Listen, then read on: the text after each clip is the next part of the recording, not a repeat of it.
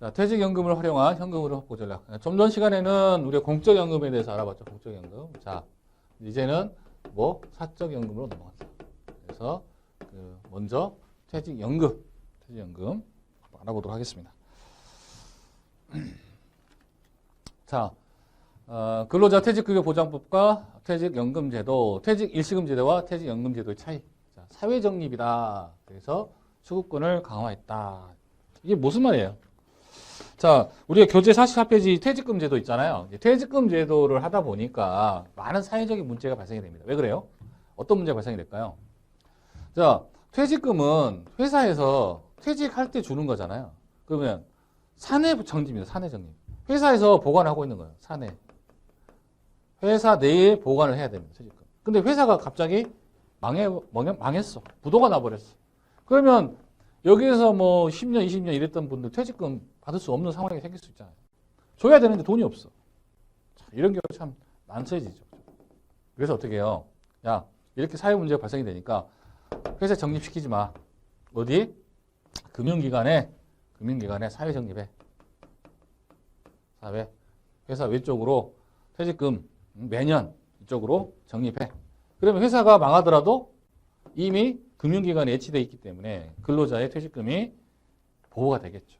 그렇죠? 그래서 퇴직연금을 왜 해야 된다? 이렇게 사회정립을 통해서 수급권을 강화하기 위해서, 즉 받을 수 있도록 해주기 위해서 퇴직연금 제도를 하고 있다라는 거죠. 그죠? 그래서 국가에서는 이렇게 이제 퇴직금 제도를 사내 정립을 하고 있는 그런 회사들에게 그 세금의 혜택도 아예 이제 거의 없애버렸어요. 사회 정립하면 100% 경비 인정해주고 이런 식으로 유도를 했기 때문에 지금 뭐 중소기업은 거의 다 퇴직연금 제도를 갖고 있죠. 자, 교재 한번 볼까요? 퇴직금 제도 해서 어떻게 되어 있습니까? 계속 근로기간 1년에 대해서 31분 이상의 평균 임금으로 설정하고 사내 보유 현금으로 퇴직급여를 지급한다. 말씀드렸죠? 사내 보유 현금. 그러니까 회사 내에 보유한 현금이 없고 부도 나버리면 못 준다. 자, 그래서 이제 불안하니까 이제 우리 근로자분들이 중간 전산을 하는데, 근데 그것도 이제 법으로 금지를 했죠. 그래서 어떨 때 아래와 같은 사유로 퇴직금의 중간 전산 사유를 중간 전산을 요청할 수 있다. 그래서 무주택자가 주택을 구입한 경우, 그렇죠? 그다음에 전세금 또는 보증금 무주택자가, 그리고 6개월 이상 요양을 이용하는 경우, 그렇죠? 파산 선고라든가 임금 피크제를 실시하여 임금이 줄어든. 자, 요거 체크하세요. 임금 피크제를 실시하여서 임금이 줄어드는 경우 중간 전산을 합니다. 이거 전편 시간에 제가 1권에서 제가 말씀드렸죠. 그래서 임금 피크제를 한다 그러면 퇴직금 중간 전산 하는 게 최종적으로는 더 많이 받는다 금액을 이렇게 말씀드렸죠. 천재지변 등. 그래서 퇴직금을 중간 전산 제도가 없어졌으나 아래와 같은 사유, 특별한 사유죠. 그렇죠? 이런 사유에서는 중간 전산할 수는 있다. 자, 2번 확정급여형 퇴직연금제 DB형이죠. DB형. 자, DB형 같은 경우에는 대기업들이 더 많이 하고 있죠. 대기업. 그죠? 그리고 DC형은 중소기업들이 많이 하고 있는데 어떤 게 유리할까요? 네. 여기 임금 인상률과 수익률 그리고 뭐 승진 여부에 따라 좀 비교가 된다라는 건데, 자, 예를 들어서 한번 봅시다. 우리가 이제 내가 금액을 600만 원 월 받았습니다. 어차피 퇴직금은 1개월치 정도 되잖아요. 1개월치. 그러니까 600만 원. 그다음에 700, 800, 7, 8, 9, 10, 11, 12. 자, 1200만 원. 이렇게 급격하게 올라갔어. 급격하게. 임금 인상률이 나는 급격하게 올라갔어. 그럼 어때요? DB형 같은 경우에는 이 1200만 원 기준으로 해서 몇 년이야, 지금? 1년, 2년, 3년, 4년, 5년, 6년이잖아요. 6년 하면 7200만 원.